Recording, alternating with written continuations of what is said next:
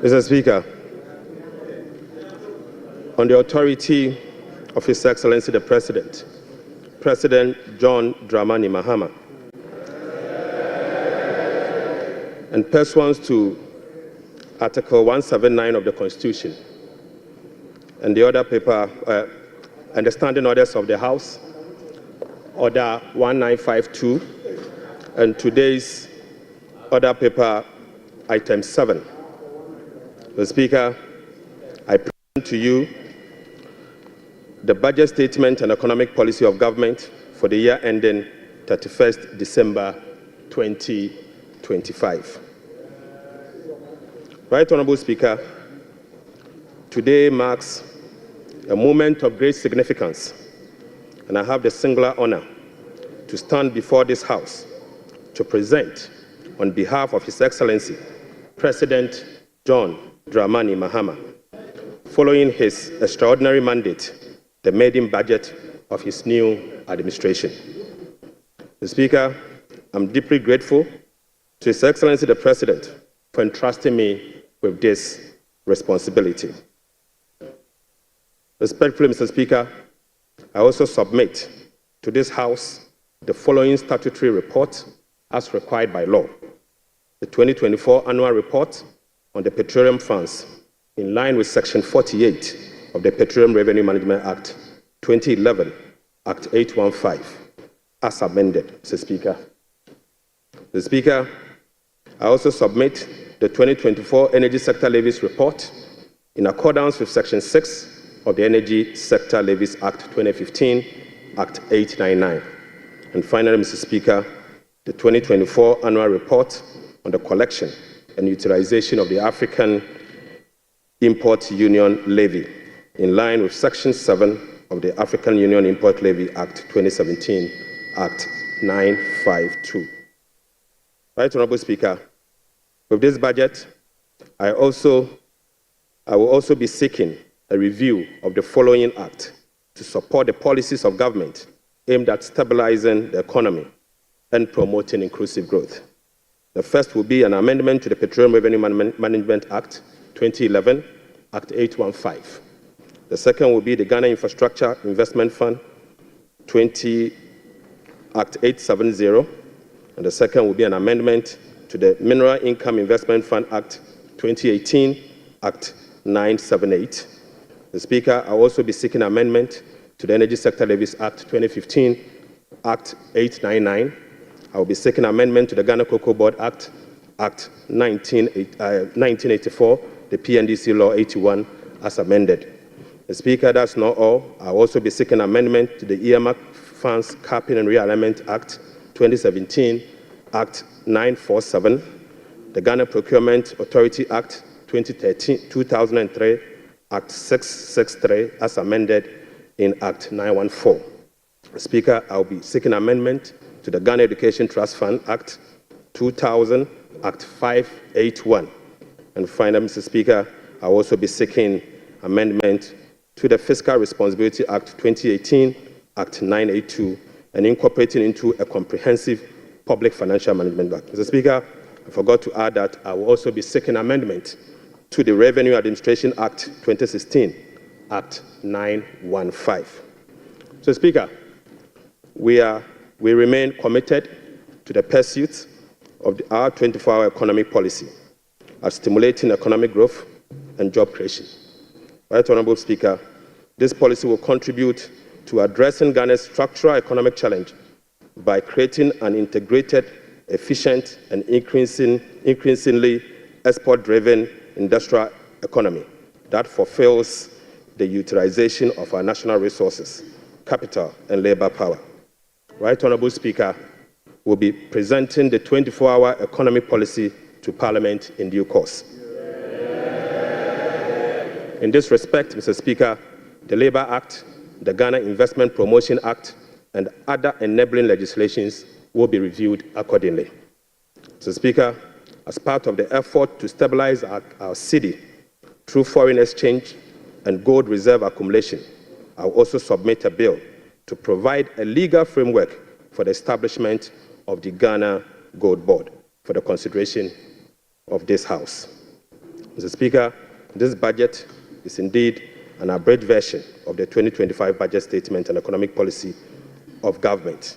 I respectfully request the Hansard Department to capture the entire budget statement and economic policy of government for the year ending 31st December 2025. Mr. Speaker, standing here evokes a sense of nostalgia as I reflect on my journey in public service. From my early days as a young parliamentarian in this House in the year 2009, destiny has guided my path from a backbencher to a member of the Finance Committee, to a Deputy Minister of Finance, to ranking member of the Finance Committee, to Minority Leader, to Majority Leader briefly, and now, Mr. Speaker, as Minister responsible of Finance. Right Honourable Speaker, the invaluable experience I gained in this chamber has shaped my perspective, sharpened my focus, and prepared me for the task at hand. I fully commit to supporting His Excellency the President to fix the economy of Ghana. I take this opportunity to extend my profound gratitude to the good people of Ejuma Kwenyane, my constituents, and to you, Mr. Speaker, and members of this House across the aisle for your unwavering support throughout my years in this chamber. Mr. Speaker, this esteemed House is a sanctuary of rigorous debate, principled cooperation, and at times constructive disagreement, all in the pursuit of greater good of our beloved country. I look forward to working with you, Right Honourable Speaker, and my colleagues on both sides of the aisle to reset the Ghana's economy through sound policy and structural reforms that will propel our country forward. Mr. Speaker, there comes a time in a nation's history when fundamental challenges must be confronted, difficult choices must be made, and a new course must be set for the future. For Ghana, the defining moment is now. Mr. Speaker, President John Dramani Mahama made a commitment to reset Ghana for jobs, accountability, prosperity. The Speaker, as captured in the NDC manifesto, in this regard, the theme of our budget is resetting the economy for Ghana we want. Right Honourable Speaker, the democratic principles we tirelessly fought for are being held. Our democracy has been consolidated with yet another peaceful transition of power. That notwithstanding, our youth face an uncertain future with growing unemployment and hopelessness. This suggests that the dividend of democracy, such as economic prosperity and social justice, remains elusive. Mr. Speaker, the choice before us as a country are clear. We can either continue on a path of self-destruction by not confronting the problems, or we can embark on a journey of fundamental reforms and transformation, one that resets our economic model, redefines our priorities, honors our social contract, and provides opportunity for all. Mr. Speaker, luckily, President Mahama has chosen the path of reform and transformation. He will fix the economy. He will restore hope and lead us to build the Ghana we want together. Right Honourable Speaker, this budget was preceded by the National Economic Dialogue on the theme Resetting Ghana, Building the Economy We Want Together, on the 3rd and the 4th of March 2025. Through this consensus-building dialogue, the people demanded a decisive action, real solution to the severe challenges that plagued us as a country. Mr. Speaker, the 2025 budget is a culmination of the true aspirations, felt needs, genuine desires of the people of Ghana, expressed through the engagement with diverse stakeholders. As part of our broad consultation also, ahead of the budget, we recently engaged traders at major trading centers, including the Mokola market, to listen to their concerns, gauge their expectations, and elicit their input. So, Speaker, the extensive consultation revealed that the overriding concern among Ghanaian traders and business community remains price and exchange rate stability. Apart from eroding their working capital, exchange rate volatilities makes effective business planning impossible and increase the cost of doing business. This budget outlines far-reaching measures which will be implemented in close collaboration with the Central Bank, the Bank of Ghana, to effectively and efficiently manage the exchange rate and inflation. Mr. Speaker, we also engage the youth of Ghana in a dialogue on social media as part of our new budget consultation. Mr. Speaker, during my engagement with the youth, it was revealed that 321 pharmacists who were employed since June 2023 have not received their salaries. We will take urgent steps to remedy this situation immediately.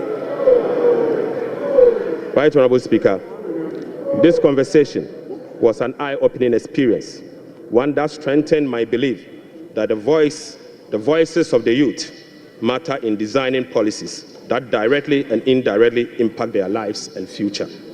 So, Speaker, in the year 2016, I came to this chamber on behalf of the then Minister of Finance, the Honorable Seth Emmanuel Tepe, and led the passage of the Public Financial Management Act 2016, Act 912, to deploy a robust public financial management system. Even though, Mr. Speaker, the Public Financial Management Act remains one of the best in the world, its poor implementation has rendered our public financial management systems weak, allowing for abuse and costly infraction. So, Speaker, President Mohammed's government is committed to the full implementation of this critical legislation. So, Speaker, accordingly, we will enforce the sanction regime, link contracting and public procurement to budgetary provisions in the medium-term expenditure framework, and seek parliamentary approval for all multi-year commitments as required by law. Mr. Speaker, we will comply with the public procurement process and link them to approved budget. We will also respect the limits of the appropriations as approved by Parliament. We will rationalize the management of the compensation of employees, including conducting headcount across the country. Mr. Speaker, I now turn my attention or my focus to the state of the Ghanaian economy as at 31st December 2025. Right Honorable Speaker, Mr. Speaker, I now focus my attention on the state of the Ghanaian economy as at 31st December 2024. Mr. Speaker, hands on heart, we inherited an economy in deep crisis. Mr. Speaker, an economy hard hit with debt and beset by other fiscal challenges, such as large accumulation of MDRS, energy sector shortfalls, and financial sector payments. Mr. Speaker, weak commitment control and reckless public spending have reversed the progress made in fiscal consolidation, even under the IMF program that commenced in the year 2023. Mr. Speaker, notwithstanding the gains made under the IMF-supported program that was to achieve through the painful sacrifice of domestic bondholders, external creditors, and taxpayers, the economy remains in distress. Right Honorable Speaker, key performance indicators to be assessed by the IMF staff in the upcoming fourth review of the program scheduled for April 2025, such as the primary balance on commitment basis, inflation, social protection, and others, as at end 2024, are likely missed. Right Honorable Speaker, in addition, all structural benchmarks due by end December 2024 are also missed. So, Speaker, inflation worsened in the year 2024 from 23.2% in the year 2023 to 23.8% in 2024. So, Speaker, the 2024 end period inflation also exceeded the budget target of 15% by 8.8 percentage points and the IMF central target of 18% by 5.8 percentage points, Unfortunately, this has triggered a discussion with IMF under the Monetary Policy Consultation clause. Right Honourable Speaker, the primary balance on commitment basis worsened from a deficit of 0.2% of GDP in the year 2023 to a deficit of 3.9% in the year 2024. Mr. Speaker, the primary balance on commitment basis target for 2024 was a surplus of 0.5% of GDP. Sadly, the previous government recorded a deficit of 3.9 percentage point of GDP. This presents a slippage of a whopping 4.4 percentage point. Right Honourable Speaker. At the end of December 2024, total central government arrests amounted to 67.5 billion Ghana cedis, representing 5.2% of GDP. The Speaker, with the road sector recording an arrest of 21 billion Ghana cedis. The Speaker, when I assumed office on the 23rd of January 2025, my office was inundated with requests for payment from many contractors and suppliers. To ascertain the total arrests and outstanding payment for all MDAs, the Ministry of Finance decided to formally request all MDAs on the 28th of January 2028 to submit information on all arrests and outstanding claims for validation. Subsequently, Mr. Speaker, the Ministry of Finance held a special hearing with the MDAs to validate the arrests that were submitted for payment. The response from the MDAs and the validation revealed that a staggering amount of 67.5 billion Ghana cedis is owed to government contractors and suppliers. Mr. Speaker, this consists of MDA's outstanding interim payment of invoices worth 49.2 billion and bank transfer advice at the Controller Accountant General worth 18.3 billion Ghana cedis. Mr. Speaker, this 67 billion excludes 1.73 billion US dollars owed to independent power producers. This 67 billion also excludes 68 billion Ghana cedis owned by Electricity Company of Ghana to contractors. Mr. Speaker, this 67 billion US dollars also exclude the 32 billion owned by the Ghana Cocoa Board to contractors. And Mr. Speaker, this 67.5 billion also excludes the 5.75 billion owned by the Ghana Road Fund to various contractors. Right Honourable Speaker, the Bank of Ghana is also seeking an amount of 53 billion Ghana cedis as bailout to be able to address their negative equity challenge that they face. Mr. Speaker, as part of the measures to address these mounting accumulated arrests, we have commissioned an audit of these arrest payments and guarantee value for money before a penny will be paid. Mr. Speaker, before a penny will be paid, we'll commit to do that arrest. Right Honourable Speaker, in addition to the 67.5 billion cedis in arrests, the validation process also revealed that MDAs have awarded contract to the tune of a minimum 194 billion Ghana cedis. Mr. Speaker, this amount represents 16.5% of GDP as at the end of 2024, with the road sector again alone accounting for 100 billion Ghana cedis. Mr. Speaker, most of these contractors and most of these contracts were awarded without commencement certificate and authorization. Mr. Speaker, this is in blatant violation of the Public Financial Management Act 921. Right Honourable Speaker, let me now update you on our debt service obligations. Mr. Speaker, apart from the huge arrests and commitment, our fiscal situation is further complicated by huge bullet debt service and constrained fiscal financing options. Currently, Mr. Speaker, the government option to finance the budget is limited to only Treasury bill market following the debt restructuring program.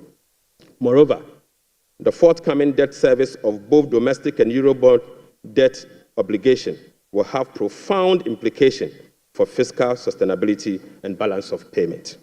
Right Honourable Speaker, domestic debt service alone, programmed for the next 4 years, is 150.3 billion Ghana cedis. So, Speaker, simply put, the interest and principal payment that will be due for payment beginning now for the next 4 years is 150.3 billion Ghana cedis. This represents 11.6% of GDP in domestic debt service obligation alone. The Speaker, of this 150 billion US Ghana cedis, 73.3% of this 150 billion Ghana cedis is due for payment in the year 2027 and 2028. Right, Honorable Speaker, 2027 alone, the domestic debt service that will be falling due will be 57.6 billion, and 2028 will be made to call upon to pay 52.5 billion Ghana cedis. So, Speaker, the debt service obligation of 2027 and 2028 are major harms.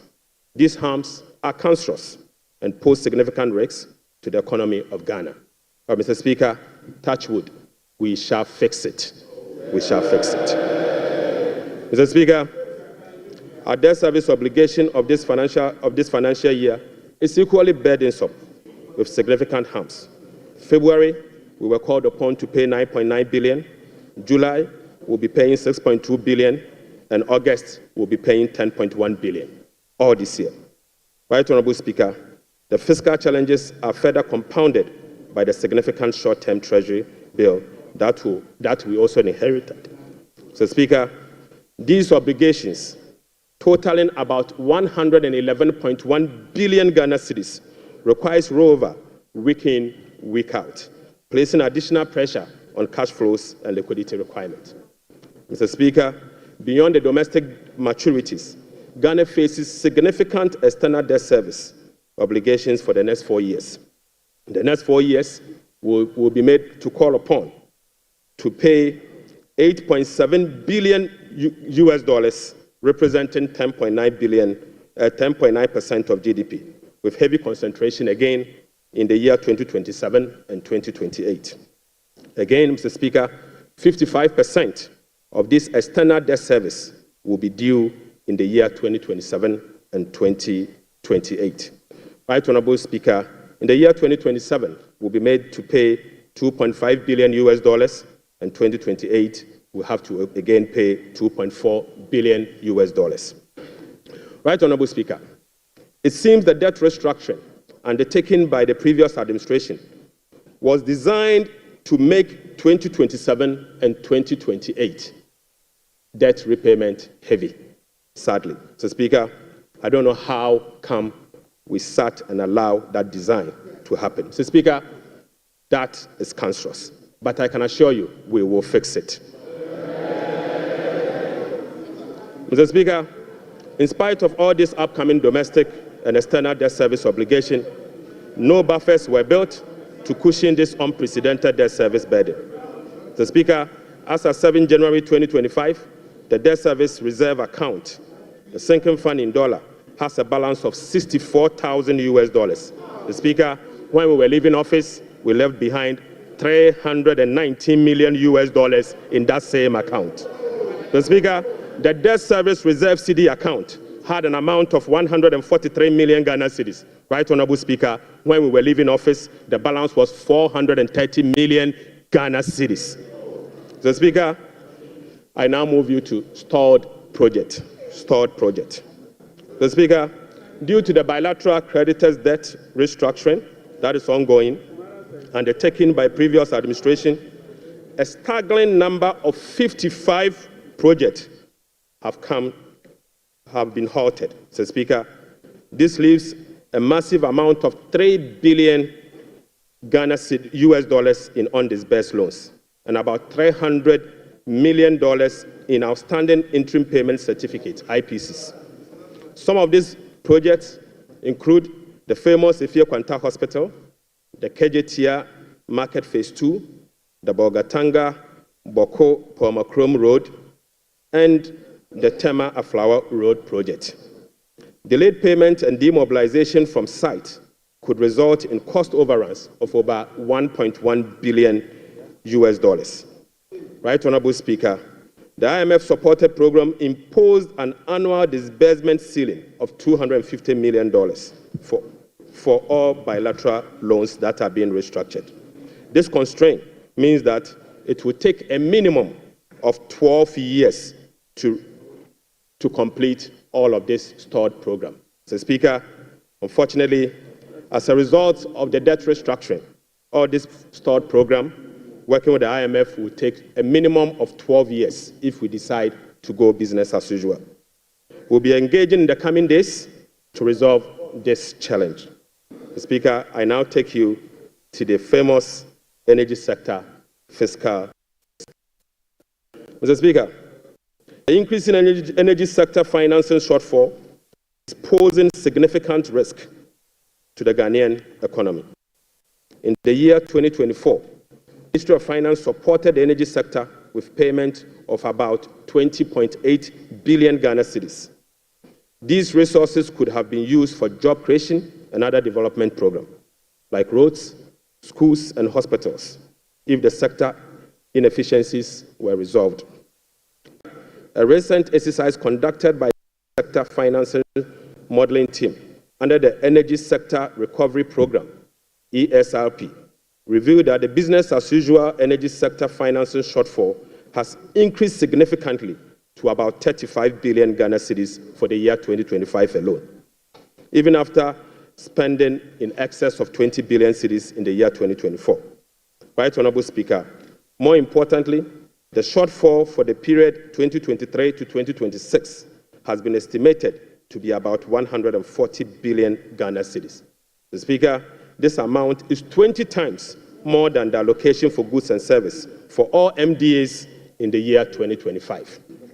Mr. Speaker, in addition, the energy sector shortfalls, which relate to current invoices that are largely unpaid legacy arrests due to the independent power producers.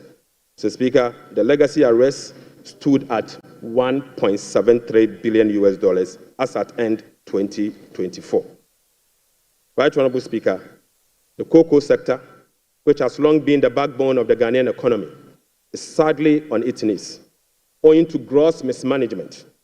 Mr. Speaker, the sector faces declining output and financing challenges, characterized by unsustainable debt, rollover cocoa contract risk, and quasi-fiscal expenditures, including cocoa roads, which, Mr. Speaker, is a non-core function of the Ghana Cocoa Board. Right, Honourable Speaker, cocoa production has dropped by nearly 50% over the past 3 years. In the year 2023-2024 crop season, Cocoa Board was unable to supply 330,000 tons of cocoa to meet its contractual obligation. This sharply decline has affected the finances of Ghana Cocoa Board. This undersupply has been rolled over for subsequent years for the new administration to pay. Mr. Speaker, these 2023 to 2024 forward sales contracts, locked in at lower prices than the current market rates, have resulted in revenue losses of about $840 million for both Ghana Cocoa Board and the impoverished cocoa farmer. Right, Honourable Speaker, the rollout cocoa contract has resulted in a loss of $495 million for the year 2025 alone. Mr. Speaker, these are the risks in relation to the market price differentials and, as a result, costs causing the smuggling that we see with Ghana Cocoa Board. Mr. Speaker, Cocoa Board outstanding debt amount to 32 billion Ghana cedis, of which 11.92 billion is due to be paid in the year 2025. Outstanding cocoa road contracts reached 21 billion Ghana cedis, approximately $1.3 billion in the year 2024, of which only 4.4 billion has been accounted for in Cocoa Board's finances for the year 2025. Mr. Speaker, the financial sector still struggles even after spending 30.3 billion in the financial sector cleanup exercise by end 2024. This includes 26.9 billion Ghana cedis after spending this amount in the banking sector. Mr. Speaker, as we speak, the financial sector is still struggling, and the financial sector will require 10.45 billion Ghana cedis to address the financial sector legacy issues and emerging risk. In addition, Mr. Speaker, an amount of 2.2 billion Ghana cedis is required to fully capitalize the National Investment Bank and the Agricultural Development Bank of Ghana. Mr. Speaker, I will also update the House on the fiscal performance for the year 2024. Mr. Speaker, the fiscal performance in the year 2024 was characterized by improved revenue collection, but with significant expenditure overruns. In addition, large arrests were accumulated over the period. Mr. Speaker, in summary, the provisional data shows the following. 1. Primary balance on commitment basis, the key fiscal anchor of the IMF program, worsened from a deficit of 0.2% of GDP at the end of 2023 to a deficit of 3.9% of GDP at the end of the year 2024. This is 4.4 percentage points worse than the target surplus of 0.5% of GDP. Sadly, Mr. Speaker. On cash basis, Mr. Speaker, the primary balance was a deficit of 1.2% of GDP against a target of 0.6% of GDP, representing a 100% deviation. Mr. Speaker, the overall fiscal balance on commitment basis for 2024 was a deficit of 7.9% of GDP against a target of 4.2% of GDP, while the overall fiscal balance on cash basis was a deficit of 5.2% of GDP against a target of 5.3% of GDP. Total revenue and grant amounted to 186.6 billion Ghana cedis, or 15.9% of GDP, 5.3% above the revised target of 177.2 billion Ghana cedis, or 17.4% of GDP. The performance was mainly driven by higher than programmed oil and gas receipt and higher non-oil tax revenue collection. Total expenditure on commitment basis, including discrepancies, amounted to 279.2 billion, or 23.7% of GDP. This is 27.1% above the budget provisions of the year 2024, Mr. Speaker. The primary balance on commitment basis, including discrepancies, amounted to 232.4 billion, or 19.8% of GDP. This is 35.3% above the target of 171.7 billion, or 16.8% of GDP. Unfortunately, Mr. Speaker, all expenditure lines exceeded their respective target for the period, except for interest payments, goods and service, and other expenditures. Right Honorable Speaker, the discrepancies for the year 2024 being unclassified expenditure was 3.8 billion Ghana cedis as compared to 12.9 billion Ghana cedis in the year 2023. Mr. Speaker, at the end of December 2024, provisional data indicate that gross central government and guaranteed debt was 726.7 billion from 610 billion in 2023. This represents 61.8% of GDP in 2024, compared to 68.7% in the year 2023. Mr. Speaker, it is instructive to note that the debt to GDP ratio and the dollar component of our debt that has come down, that has reduced, is as a result of the 37% haircut on principal of Eurobond debt under the debt restructuring. Mr. Speaker, it is important to know that. Mr. Speaker, Right Honorable Speaker, it is instructive to note that the debt to GDP that has reduced is as a result of the 37% haircut on principal and interest that were given to Eurobond bondholders. So, Speaker, you may recall that the government commenced the debt restructuring program in the year 2022 to restore debt sustainability and economic stability.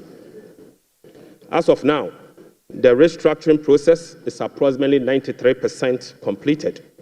The remaining 7% relate to debt of $2.7 billion owed to commercial creditors.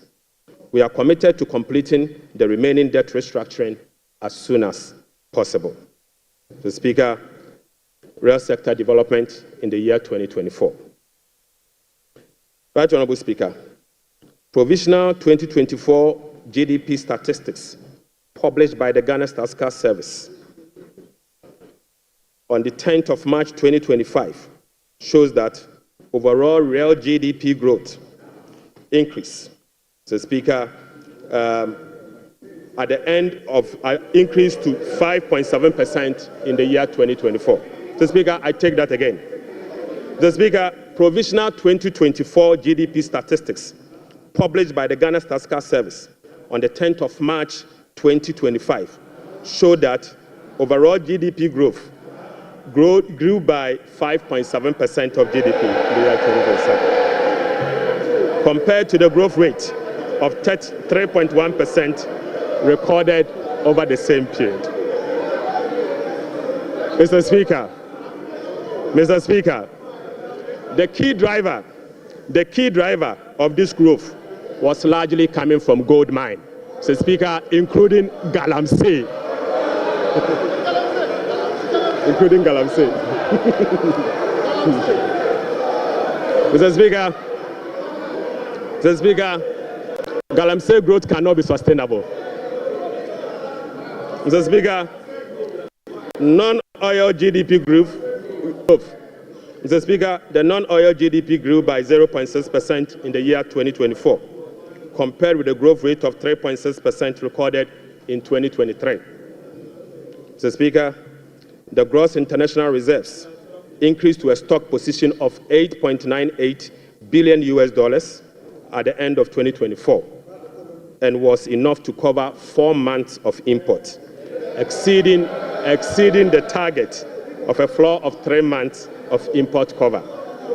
At the end of 2024, the currency had depreciated by 19.2% against the US dollars, 17.8% against the euro, against the British pound, Mr. Speaker, and it had depreciated by 13.7% against the euro. Mr. Speaker, Right Honourable Speaker, it is what it is. The state of our economy is troubling, but we will fix it. Mr. Speaker, touch wood, we will fix it.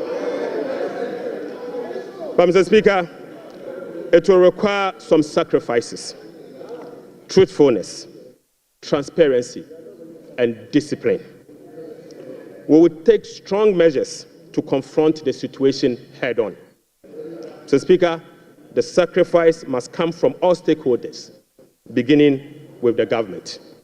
Mr. Speaker, His Excellency the President appreciates this and has led the charge by significantly downsizing his government from the Elephant 88 to the Umbrella 60. Mr. Speaker, he has also reduced the number of his government ministries from the Elephant 30 to the Umbrella 23. Mr. Speaker, as part of the contribution to the resetting agenda, organized labor has followed suit by working with government and employers association to agree on a modest 10% increase in base pay and minimum wage for the year 2025.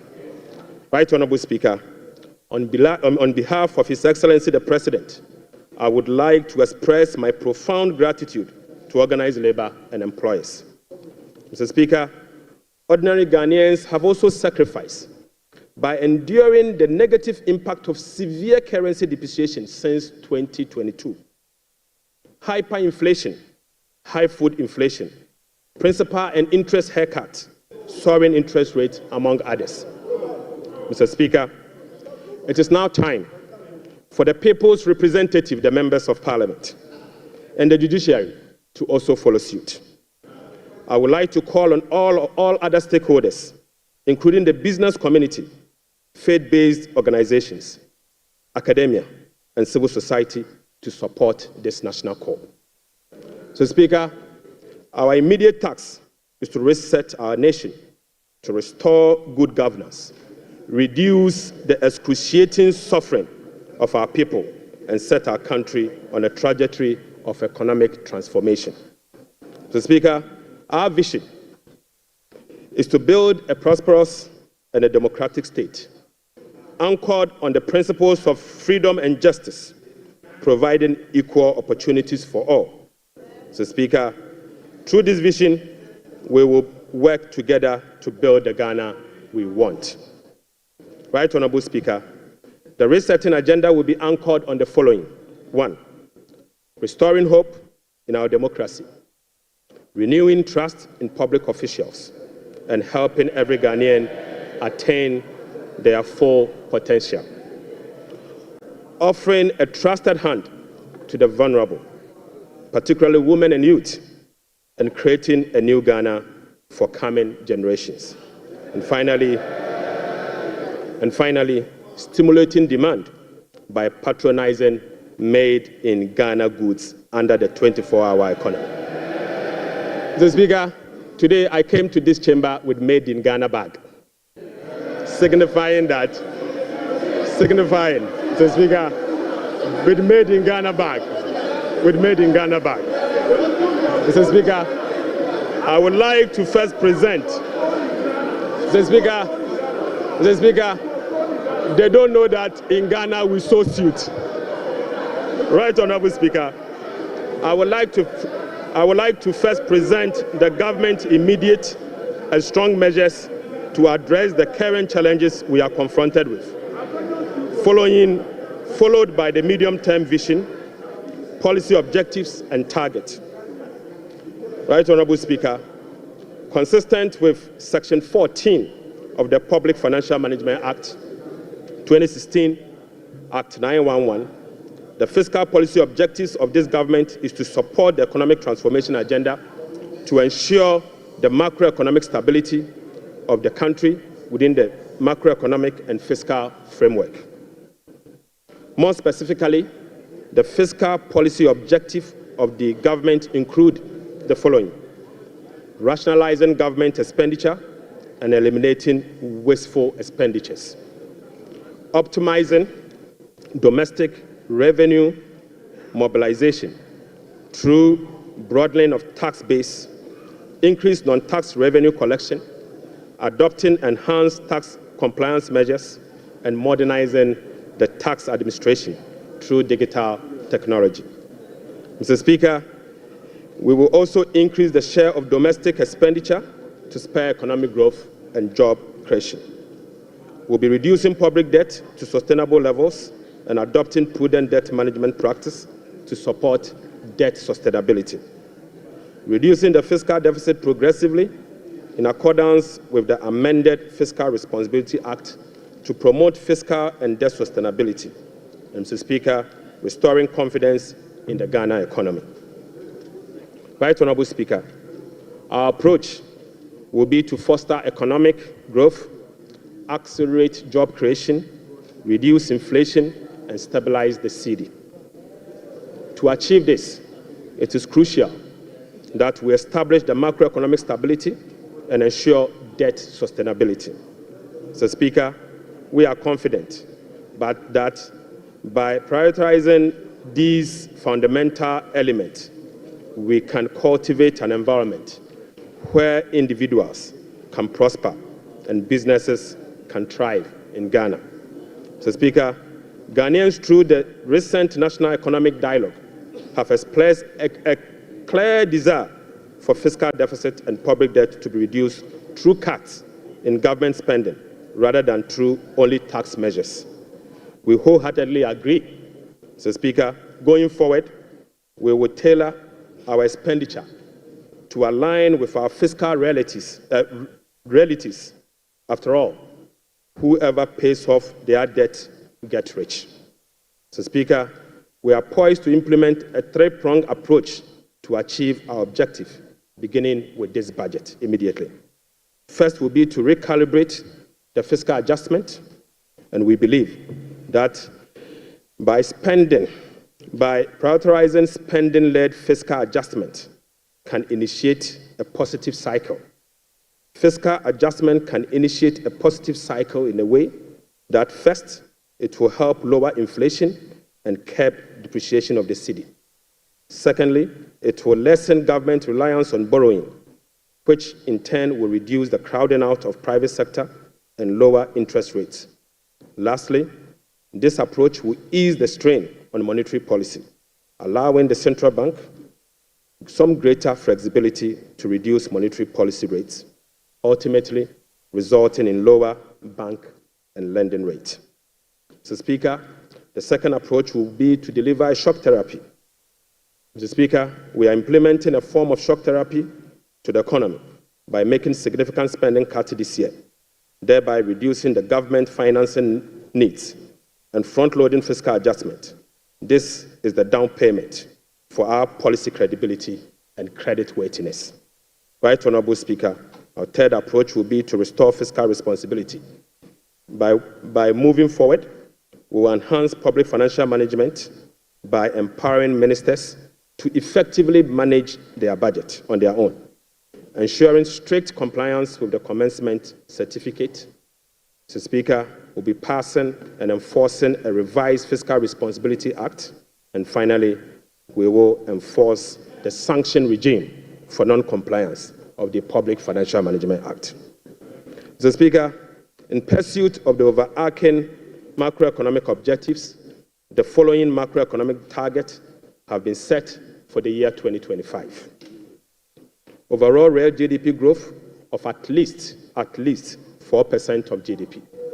Mr. Speaker, not less non-oil real GDP growth of at least 4.8% of GDP. Mr. Speaker, end period inflation rate of 11.9%. Mr. Speaker, primary balance on commitment basis of a surplus of 1.5% of GDP. Mr. Speaker, gross international reserves, including oil funds and encumbered assets, to cover not more than a minimum of 3 months of import. Mr. Speaker, to address inflation, government will implement a number of measures to complement the Bank of Ghana and monetary authorities. Mr. Speaker, the measures to stabilize the exchange rate include the following. We will be establishing the Ghana Gold Board to enhance the generation of accumulation of forex to support the stability of the Ghana cedi. The Bank of Ghana will continue to implement its FX forward auction to support the stability of the Ghana cedi. Government strong fiscal consolidation through the reduction in public sector spending and the fiscal deficit will reduce the pressure on the exchange rate. Mr. Speaker, our import substitution drive under the 24-hour economy involving domestic production of key products originally imported will reduce import and related FX requirements, boding well for FX stability. Right Honourable Speaker, we are addressing the inflation problems through a number of measures, including the following. First, specific interventions, including the Agriculture for Economic Transformational Agenda, is expected to increase food production and reduce food inflation. Government will implement policies that target items with large weight in the CPI basket, such as transportation and utility, to reduce their prices. Mr. Speaker, our aggressive fiscal consolidation drive aimed at reducing the fiscal deficit and borrowing will contribute significantly to reducing inflationary pressures. Right Honourable Speaker, our strategy to improve exchange rate stability will reduce imported inflation and fuel prices. And Mr. Speaker, the Bank of Ghana will maintain an appropriate monetary policy stance and use its liquidity management interventions to support the disinflation process. Right Honourable Speaker, to achieve our expenditure-led fiscal consolidation objectives, we will implement the following measures. Mr. Speaker, I now take you to our expenditure measures. Mr. Speaker, the following expenditure measures will be implemented in 2025 and the medium term to support fiscal consolidation agenda. First, we will conduct a comprehensive audit to validate the quantum of arrests and commitment as at 31st December 2024. Mr. Speaker, the mandatory use of blanket purchase order to capture multi-year commitment contracts in line with our medium-term expenditure ceilings will be implemented. We will amend the Public Procurement Act to provide for an independent value for money office to scrutinize government procurement.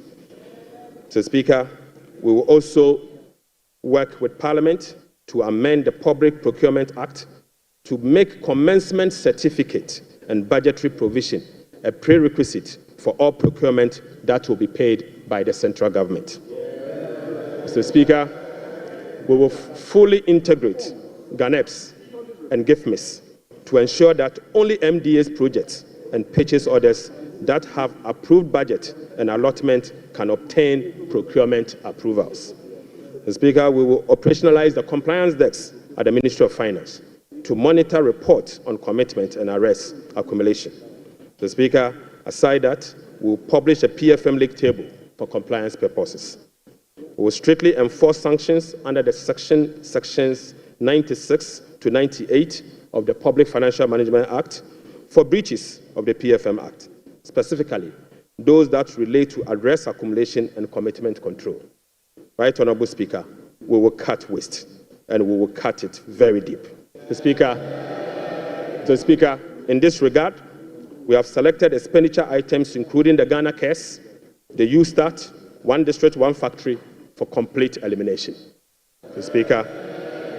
Speaker, we will reassign the functions of development authorities such as Coastal Development Authority, the Northern Development Authority, the Middle Belt Development Authority to the district assemblies and do away with the development authorities. So, Speaker, we will amend the Petroleum Revenue Management Act to allocate all ABFA resources for infrastructure use, not for goods and services, but for infrastructure use. So, Speaker, the National Health Insurance will receive full allocation under the earmark funds capping and realignment act. So, Speaker, the road fund will receive full allocation under the earmark fund and capping and realignment act. So, Speaker, JNPC share of net carried and participating interest from 30, we will reduce the JNPC share of net carried and participating interest from 30% to 15%, and fully restore transfers to GMPC under the earmark fund and capping alignment act. Right, Honourable Speaker, we'll be amending the Mineral Income and Investment Fund Act to ensure that 80% of the royalties originally maintained by MIF is transferred to the Consolidated Fund for Infrastructure Development. Right, Honourable Speaker, we will strengthen social protection through the implementation of new interventions such as the no academic fee policy for all first-year students in public tertiary institutions under the No Fee Stress Initiative. The Speaker, it also includes the free tertiary education for persons with disability, free primary health care, the Ghana Medical Trust Care, otherwise known as Mahama Care, and free sanitary pads for schoolgirls.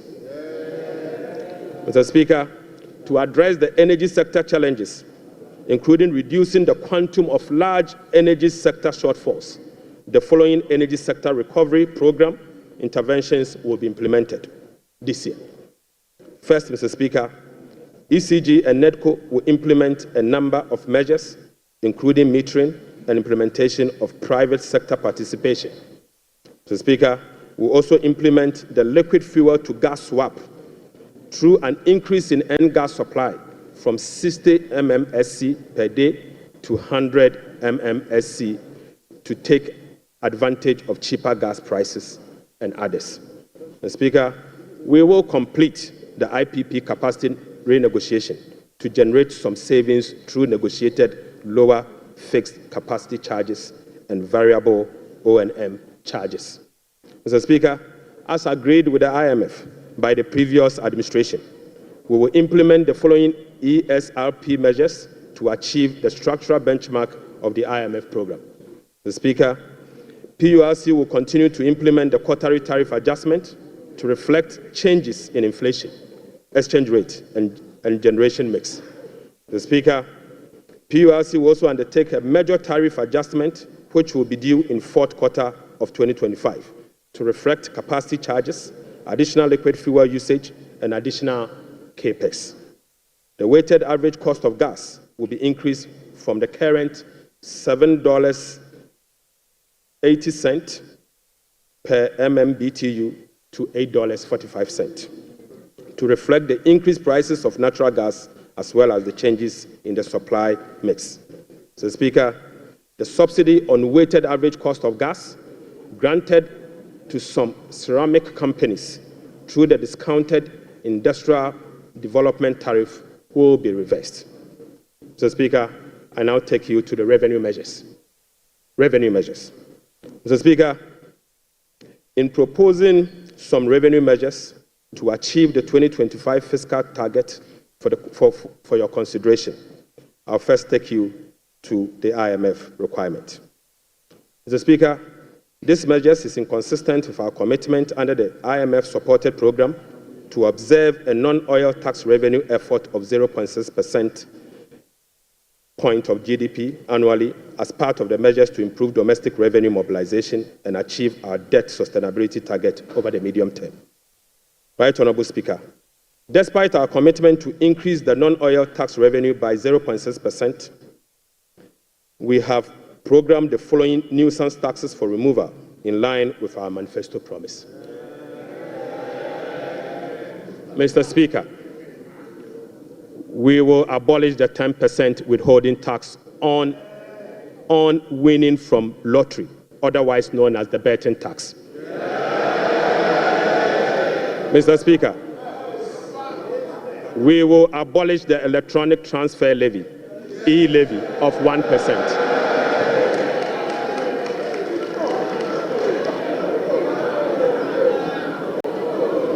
Mr.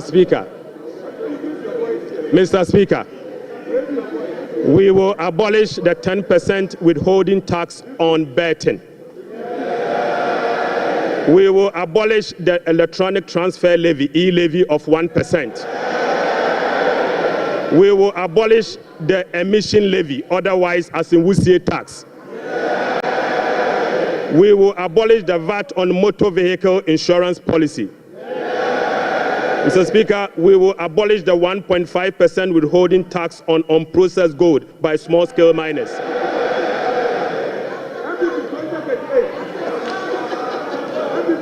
Mr. Speaker, the removal of these taxes will ease the burden on households and improve their disposable income.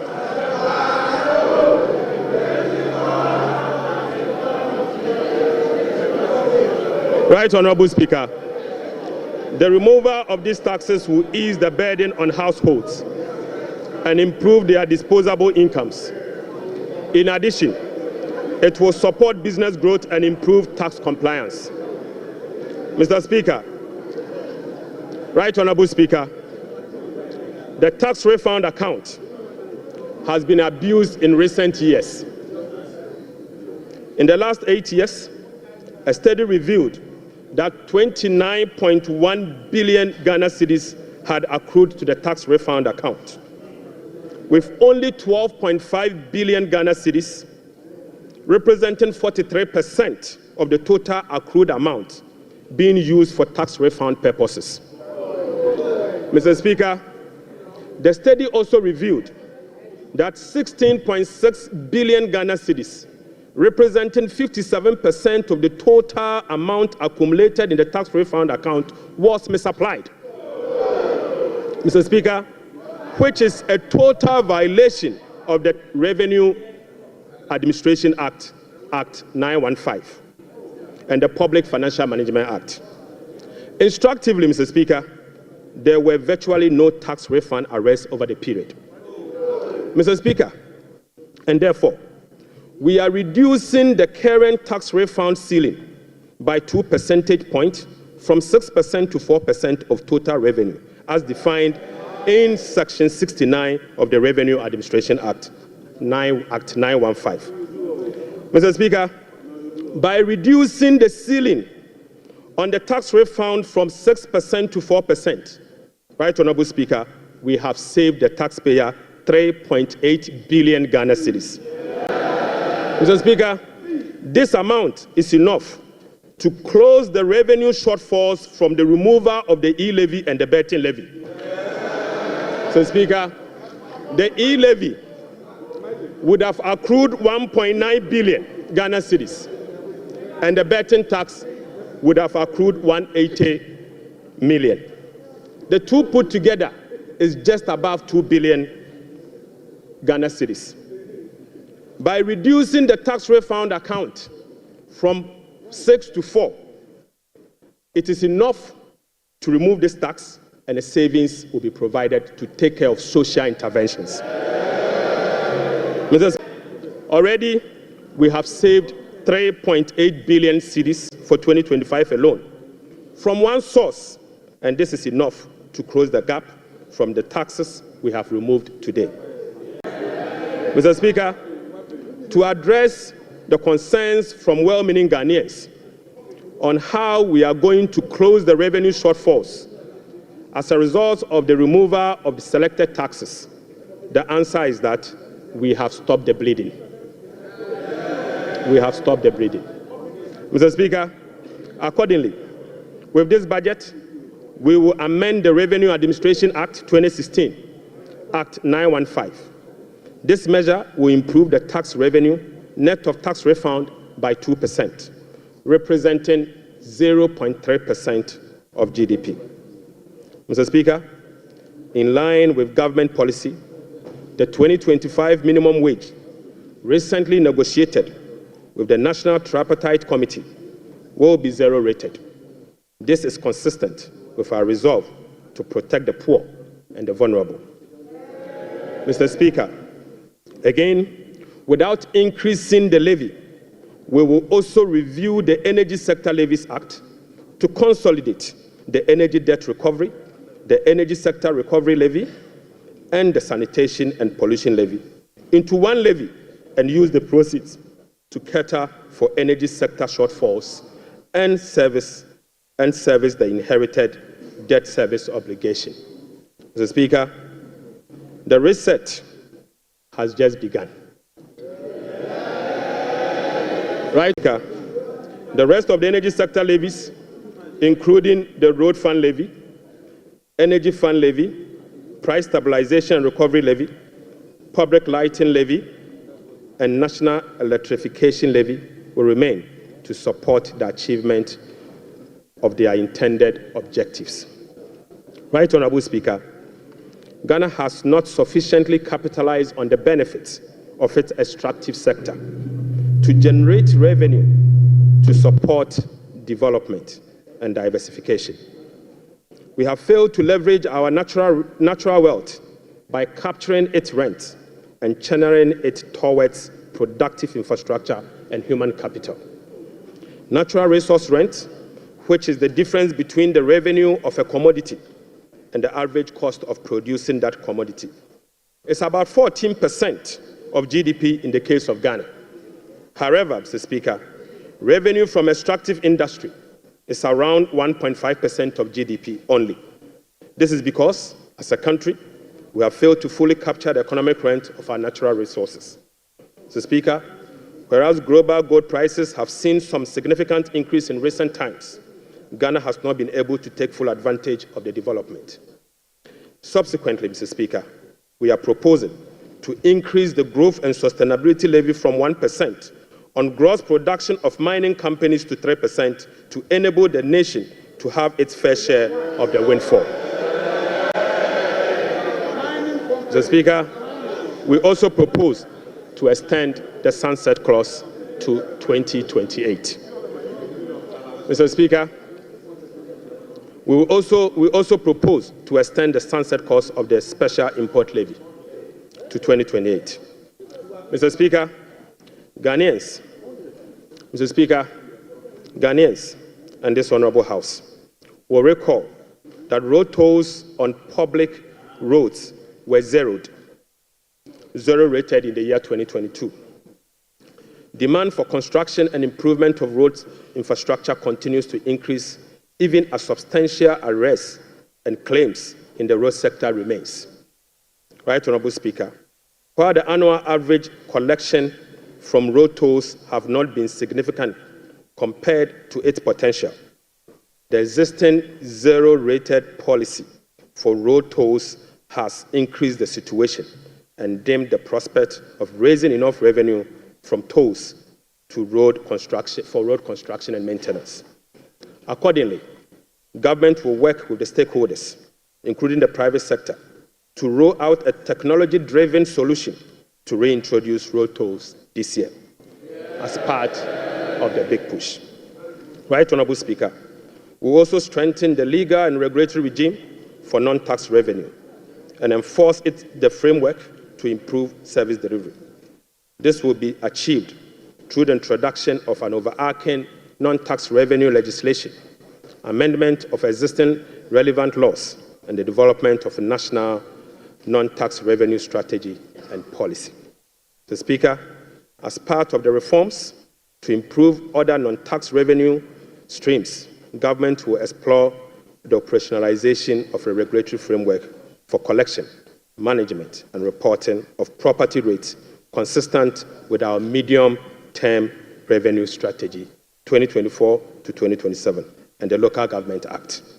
Mr. Speaker, we believe that the local authorities must be given the opportunity to collect their own property rates. Mr. Speaker, the current compliance rate for SMEs and personal income tax is below 30%, which is extremely low. Government will embark on an aggressive and sustained tax education campaign in the next 2 to 3 years to ensure improved compliance and tax revenue mobilization. We will also institute a quarterly dialogue on tax issues among the Ghana Revenue Authority, Ministry of Finance, and the business community to ensure that issues affecting businesses are addressed promptly. Mr. Speaker, I now take you to VAT reforms.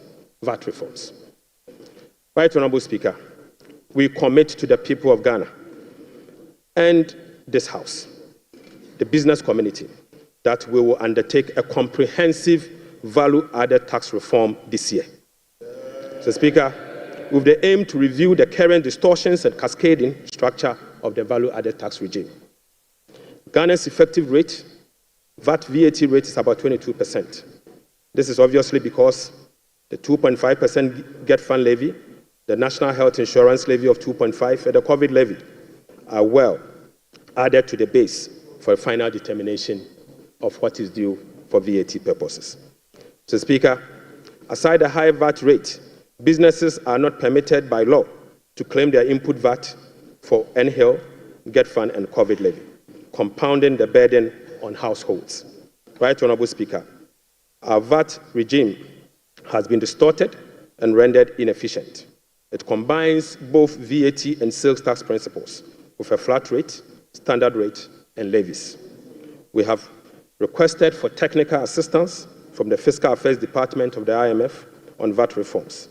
It is expected that the IMF mission will commence in April 2025. The recommendations from the Technical Assistance Mission are expected to inform our reform. Mr. Speaker, ahead of the IMF Technical Assistance Mission, I will inaugurate a VAT reform task force to hold broad consultation with key stakeholders for their input. Mr. Speaker, the parameters for VAT reform will be is for them to complete this year. Mr. Speaker, the parameters will include the following. 1, abolishing the COVID levy. Mr. Speaker, reversing the decoupling of Get Fund and NHIL VAT from VAT. Mr. Speaker, reducing the effective VAT rate for households and businesses. Reversing the VAT flat rate regime and upwardly adjusting the VAT registration threshold to exempt micro and small businesses from the collection of VAT. Mr. Speaker, will also improve compliance through public education and awareness. Mr. Speaker, I now take you to revenue mobilization and resource allocation. Mr. Speaker, total revenue and grant for 2025 is projected at 223.8 billion Ghana cedis, or 17.2% of GDP. up from 186.5 billion, or 17.4% of GDP. The projection is underpinned by non-oil revenue measures, which are expected to yield at least 0.6% of GDP. Mr. Speaker, total expenditure on commitment basis for 2025 has been programmed at 269.1 billion, representing 20.7% of GDP, down from 279.2 billion, which is 26% of GDP in the year 2024. Primary expenditure on commitment basis is projected at 204.7 billion Ghana cedis, representing 15.8% of GDP, which is a significant decline from 232.4 billion, representing 21.7% of GDP in the year 2024. Mr. Speaker, based on the resource allocation from 2025 fiscal year, the total appropriations for the year ending 31st December 2025 is 290,971,212,435 billion Ghana cedis. Mr. Speaker, budget financing. Right Honorable Speaker, based on the estimate for total revenue and grant and total expenditure, the projected overall balance on commitment basis is a deficit of 43.8 billion Ghana cedis, equivalent to 3.1% of GDP. The corresponding primary balance on commitment basis is a surplus of 20.3 billion Ghana cedis, equivalent to 1.5% of GDP. On cash basis, Mr. Speaker, overall balance is a deficit of 56.9 billion Ghana cedis, equivalent to 4.1% of GDP. The corresponding primary balance on cash basis is again a surplus of 7.3 billion, equivalent to 0.5% of GDP. Right Honorable Speaker, the cash deficit of 56.9 billion is expected to be financed from both foreign and domestic sources. The total foreign net financing will amount to 21.4 billion Ghana cedis. Foreign financing will include a provision for financing from IMF ECF program disbursed of 720 billion Ghana cedis and the World Bank Development Policy operations of 600 million Ghana cedis. The residual net domestic financing will amount to 36.9 billion, representing 65% of total financing for 2025. This is expected to be sourced from the issuance of debt at the short end of the domestic market and opening of the domestic market. Mr. Speaker, the government will take steps to reopen the domestic bond market to extend the maturity profile. The reopening will be executed cautiously to establish large-size benchmark bonds that will enhance market liquidity.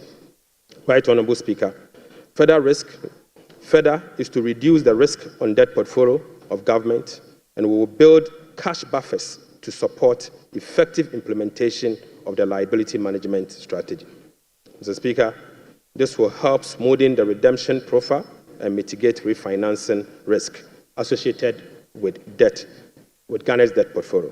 Mr. Speaker, the government in 2025 and the medium term will implement liability management operations to manage the risk embedded in the Eurobond debt profile.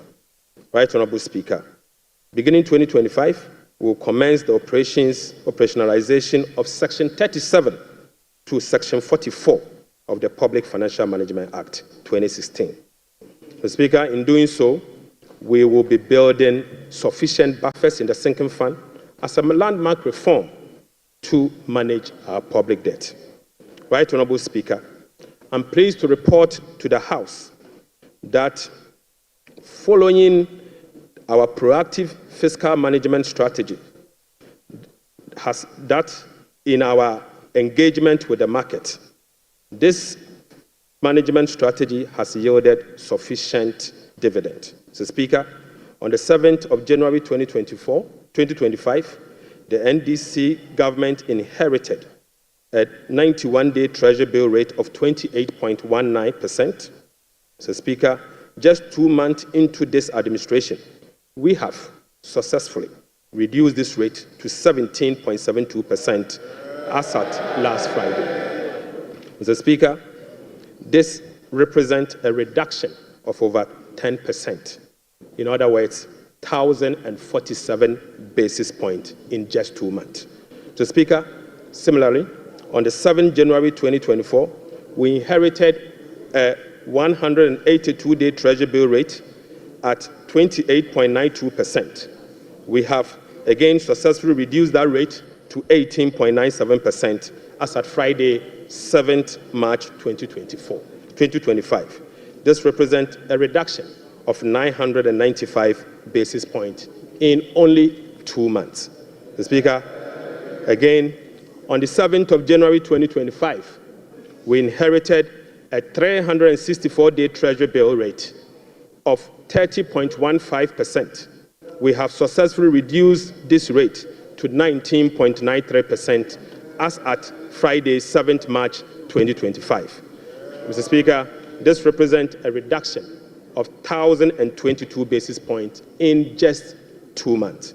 Mr. Speaker, on average, rates have fallen by over 1,000 basis points, signifying a strong investor confidence, crowding in the private sector, reducing the cost of doing business, and overall acceptance of economic policies of President John Dramani Mahama, ultimately laying the groundwork for sustained macroeconomic stability.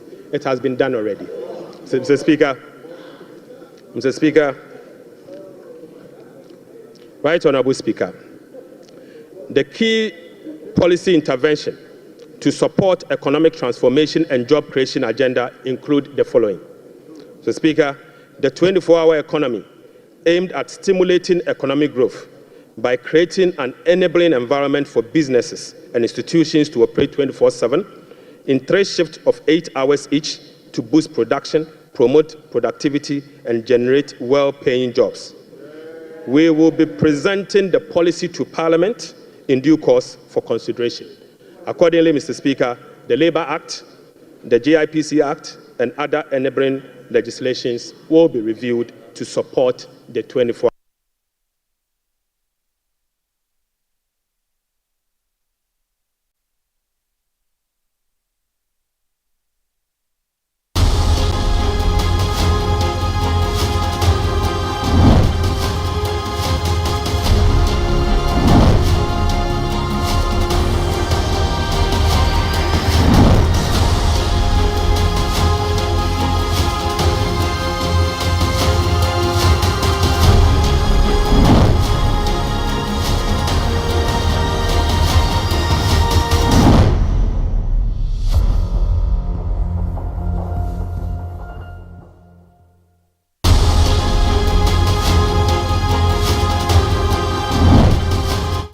Complement monetary policy with fiscal and real sector policies to reduce inflation.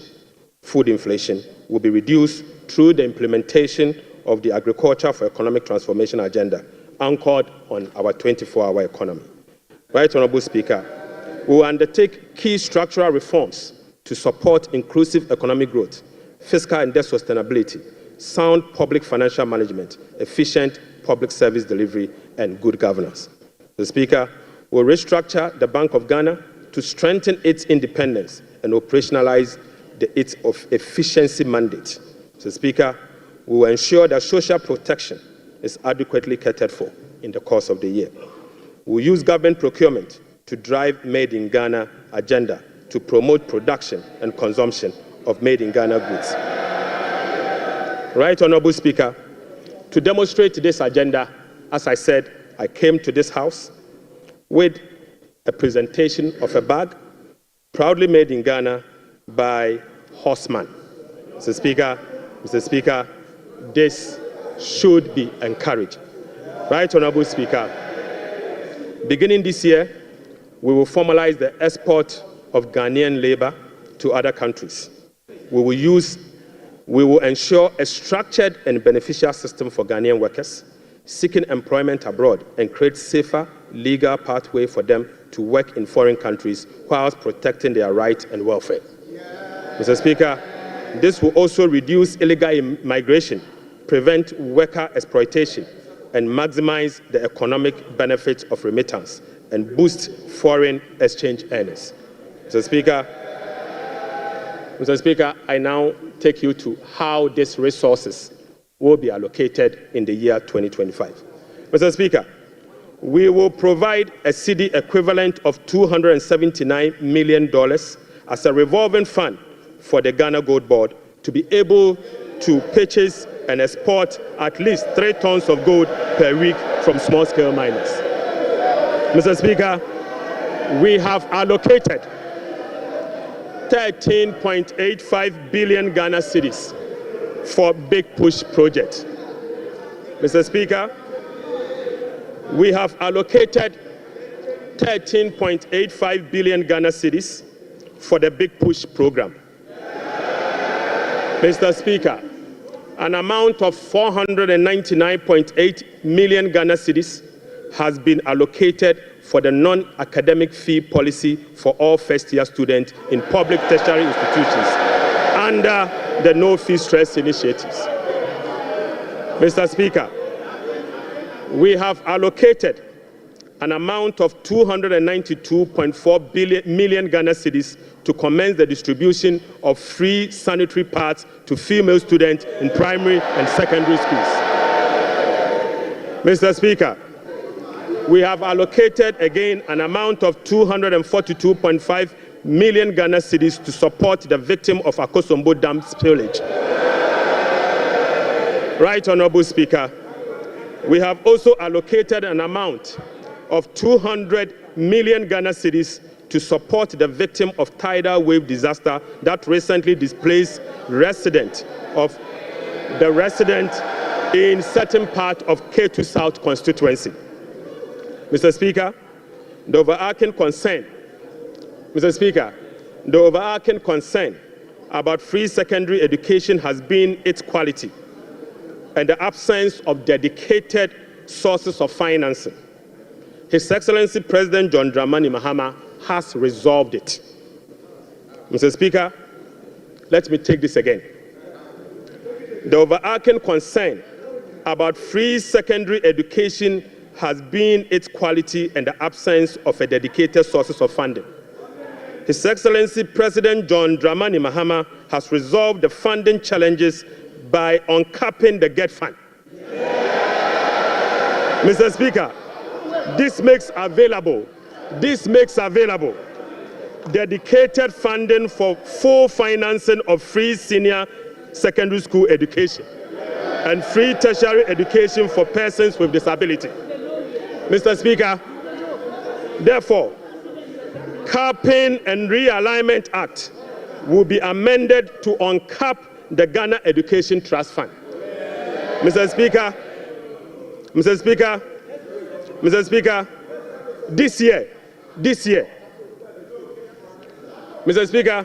year, the budget for free senior secondary school education program is 3.5 billion Ghana cedis. By uncapping the GET fund, we will be making available an additional 4.1 billion Ghana cedis, specifically for financing free secondary education program and other related expenditures. Mr. Speaker, aside the uncapping of GET fund, we have also absorbed the debt service made up of interest and principal from the Dache bond that GET fund contracted. Right, Honorable Speaker, we have also allocated an amount of 564.6 million Ghana cedis for the provision of curriculum-based textbooks covering the following. 1, 4 sets of KG books and workbooks for about 2.8 million learners. Mr. Speaker, we have also provided for 4 sets of primary textbooks for about 800,000 learners. So, Speaker, we have also provided for 9 sets of SHS textbooks for about 540,000 learners. Right, Honorable Speaker, under the school feeding program, budgetary provision has been increased from the 1.3 billion Ghana cedis last year to 1.78 billion Ghana cedis. Mr. Speaker, representing a 33% increase.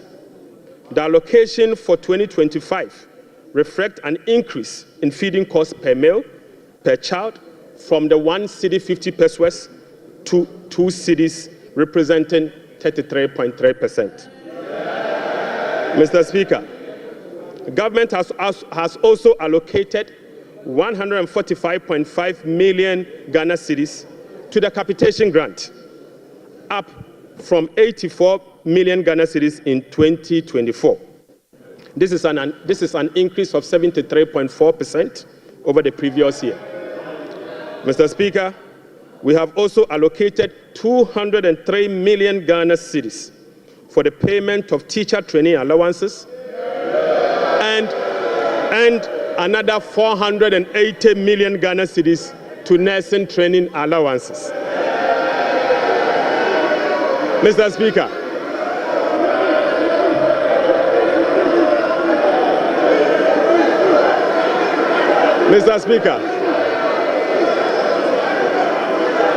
Mr. Speaker, we have uncapped the National Health Insurance Levy. Mr. Speaker, we have uncapped the National Health Insurance Levy. An amount of about 10 billion Ghana cedis has been programmed for the National Health Insurance Scheme. And this amount is expected to be used for the following: claim payments, essential medicine, vaccine payment, free primary health care, the Ghana Medical Care Trust, Mr. Speaker, and bridging the USAID financing shortfall. Mr. Speaker, in the year 2025, government will continue to implement reforms and increase budgetary allocation to enhance the implementation of 4 targeted social protection programs, namely National Health Insurance, the LEAP program, the school feeding program, and the capitation grant. Right, Honorable Speaker, under the LEAP program, beneficiaries will be increased from the current 350,000 to 400,000 beginning July 2025. The allocation of 728.8 million Ghana cedis for last year has been increased to 953.5 million Ghana cedis in the year 2025. So, Speaker, we have also uncapped the road fund. An amount of 2.81 billion Ghana cedis has been programmed for the Ghana Road Fund to be used solely for road maintenance. This represents an increase of 155% over the 2024 allocation of 1.1 billion Ghana cedis. 1.1 billion Ghana cedis. Mr. Speaker, we have also allocated an amount of 7.5 billion Ghana cedis to the District Assembly Common Fund. In accordance with our decentralization policy, we propose to Parliament that a minimum of 80% of the funds allocated to the District Assembly Common Fund should be sent directly to the district assemblies to spur economic growth and at the district level to deepen decentralization. Right, Honorable Speaker, I repeat, we have allocated an amount of 7.5 billion Ghana cedis to the district assemblies common fund. Mr. Speaker, in accordance with our decentralization policy and objective, we propose to Parliament that a minimum of 80% of the funds should be sent directly to the district assemblies to spur economic growth at the district level and deepen decentralization. Mr. Speaker, it is worth noting that in a stark contrast to what has happened recently at the District Assembly Common Fund, where only 50% of the released amount are sent to the District Assembly for the purposes of running the assemblies. Mr. Speaker, we have also allocated an amount of 1.5 billion Ghana cedis for Agriculture for Economic Transformational Program, of which Feed Ghana, Ghana Grains Development Project, Vegetable Development Project, and Nkoko Nketenkete are all key components of the program. Right, Honorable Speaker, we have also allocated 51.3 million Ghana cedis as seed fund for the establishment of the Women's Development Bank. Mr. Speaker, we have also allocated 300 million Ghana cedis to the National Apprenticeship Program. Mr. Speaker, I repeat, we have also allocated an amount of 300 million Ghana cedis to the National Apprenticeship Program. Right, Honorable Speaker, we have also allocated an amount of 100 million Ghana cedis to the Edumewura Program. Mr. Speaker, an amount of 100 million Ghana cedis has been allocated to the National Codes Program. Mr. Speaker, another amount of 100 million Ghana cedis has been allocated for the payment of monthly allowance to all assembly members.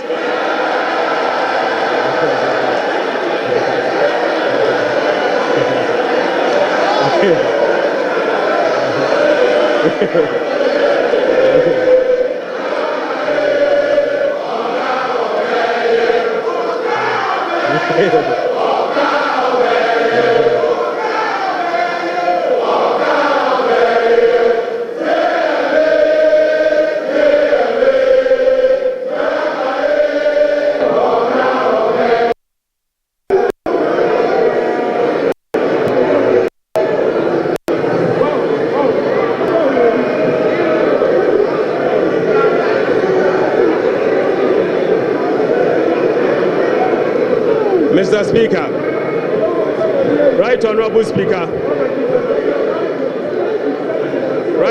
Speaker, sector ministers will be presenting to this House a detailed sectorial performance and outlook, as well as, Mr. Speaker, sector ministers will be presenting to this House a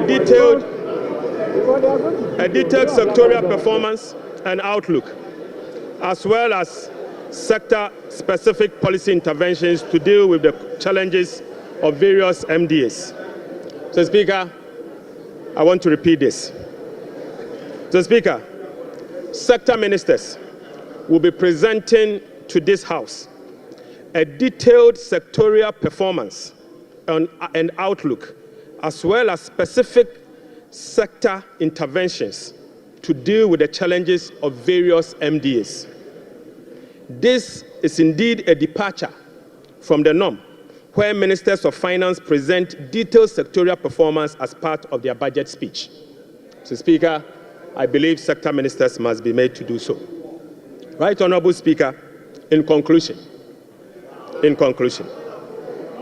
So, Speaker, in conclusion. Mr. Speaker, the state of the economy, as I have presented, does not reflect an economy that has turned the corner. It reflects an economy in severe distress, burdened with debt repayment harms, mismanagement, and lack of accountability. The budget sets Ghana on a path of fiscal responsibility, debt sustainability, macroeconomic stability, and job creation. It is about resetting the economy and restoring hope. Ghanaians reaffirmed their faith in a better future when they actively participated in the National Economic Dialogue on the 3rd and 4th of March 2025. A key outcome of the dialogue was the confirmation that the fundamental problem with our economy is fiscal indiscipline. The NPP administration awarded contracts outside the expenditure framework. They borrowed over and above Ghana's capacity to repay. Mr. Speaker, His Excellency President John Dramani Mahama's administration will be fiscally disciplined and deliver improved public service to our people in a cost-effective manner. Mr. Speaker, we remain steadfast in meeting the IMF program target while restoring Ghana's creditworthiness. We have achieved a lot in a short time, but this is only the beginning. Our commitment to reform we will not waver on that, Mr. Speaker. We have achieved a lot in this short time, and our commitment to reform will not waver. Those who doubt our resolve should not underestimate the determination of the people of Ghana, who will no longer tolerate ineffective governance. Together, we will navigate these turbulent times and emerge stronger. Mr. Speaker, we are making serious progress. Right, Honorable Speaker, we are making progress. We committed to running a lean, efficient government of 60 ministers. Mr. Speaker, we have delivered. Mr. Speaker, we committed to scrapping the e-levy. We have delivered. Mr. Speaker, we committed to scrapping the burden tax. We have delivered. Right, Honorable Speaker, we committed to eliminate academic fee for first-year public tertiary students. We have delivered. Mr. Speaker, we committed to providing free tertiary education for all people with disability. We have delivered. Mr. Speaker, we committed to providing dedicated source of funding for free secondary education. We have delivered. Mr. Speaker, we committed to distributing sanitary pads to our schoolgirls. We have delivered. Mr. Speaker, we committed to uncap Get Fund. We have delivered. Mr. Speaker, we committed to uncap the national health insurance. We have delivered. Right, Honorable Speaker, we committed to uncap the road fund to maintain our roads. We have delivered. Mr. Speaker, we committed to hold a national forum on education. We have delivered. Right, Honorable Speaker, we committed to hold a national dialogue on the economy. We have delivered. Mr. Speaker, we committed to deliver free primary health care. We have delivered. Mr. Speaker, we committed to deliver Mahama Care Program to finance the treatment of non-communicable disease. Mr. Speaker, we have delivered. Mr. Speaker, we committed to deliver free textbooks to school children. We have delivered. Mr. Speaker, we committed to begin the implementation of $10 million Big Push program. Mr. Speaker, we have delivered. Mr. Speaker, we committed to constitute a review process for our Constitution. Mr. Speaker, we are delivering. Mr. Speaker, we committed to build the Ghana we want together. We are delivering. Right, Honorable Speaker, we committed to recover all looted state funds under our Operation Recover All Loot program. We are delivering. Mr. Speaker, we committed to reset Ghana. We are delivering. Right, Honorable Speaker, I call on Parliament, the business community, civil society, investors, and all citizens to support the bold reforms outlined in this budget. Together, Mr. Speaker, we have the power to build a resilient economy that will help us tackle the challenges we face as a country. This budget is a foundation upon which we will build a more resilient and equitable society. Mr. Speaker, this budget is not just about numbers. It is about a blueprint for growth, stability, and opportunity.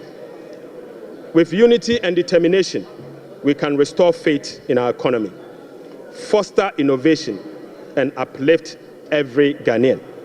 Mr. Speaker, with unity and determination, I repeat, we can restore faith in our economy, foster innovation, and uplift every Ghanaian. Right, Honorable Speaker, On behalf of His Excellency the President, I invite this House to join hands with us as we work to build the Ghana we want together. Mr. Speaker, I thank you so much. Idebi Keke.